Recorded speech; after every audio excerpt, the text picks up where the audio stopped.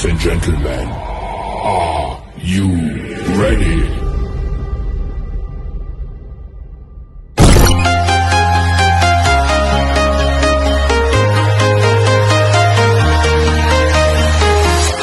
I'm walking alone, the streets are empty. The only thing I can see is my own silhouette. I'm getting stronger, step by step.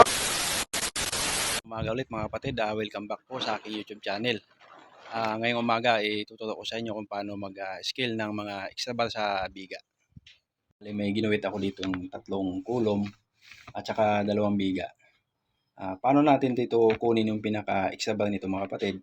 Halimbawa, itong haba ng biga nasa 500, itong kabila ganun din, 500 din.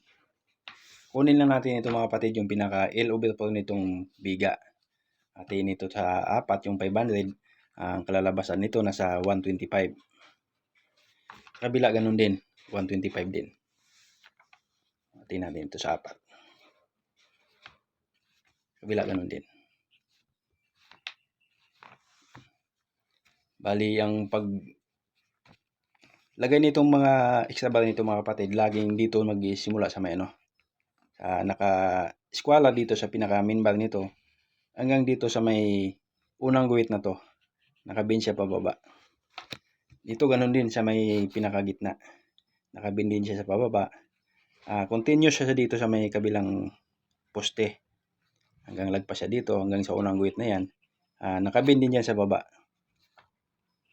Ganito din dito mga kapatid sa kabila, pinaka kabilang kulom, nakabin din siya dyan. Hanggang dito lang din yung kulom nyo, hanggang dyan lang din yung pinaka-eskwala niya. Yun. Dito sa pinaka main bar ng kulom, eskwala siya lagi yan mga kapatid. Iwasan natin mga kapatid na dito tayo mag-eskwala sa pinakagitna. Hindi pinapayagan yun pagka dyan ka mag-eskwala sa gitna. Kailangan lagi dito sa dulo.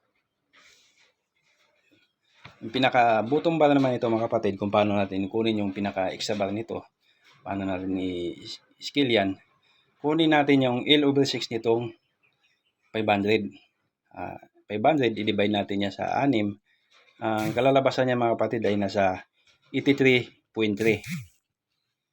83.3. Ano ito sa kabila kapatid, ganun din. 83.3 din.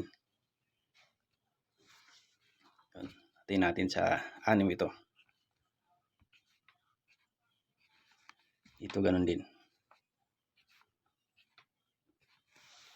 Tapos dito sa pinaka-extra bar nito mga kapatid, yung pinaka-bottom nito, dito din tayo mag-bend sa pinaka-unang guhit nito mula sa pisngi ng kulom.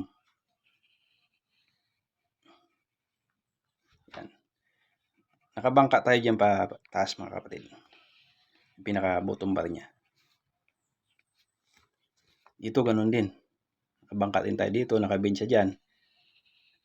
Nakabend din dito sa kabila. Yan.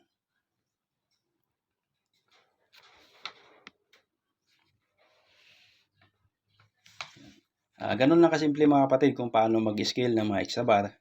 Kunin lang natin yung pinakahaba nitong biga, kung anong haba niyan, i-divide natin sa 4. Makukuha na natin kung paano tayo magputol ng mga bakal, magagamitin natin dito.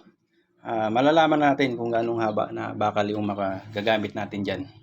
Hanggang dyan lang mga kapatid, sana may natutunan kayo sa aking tutorial.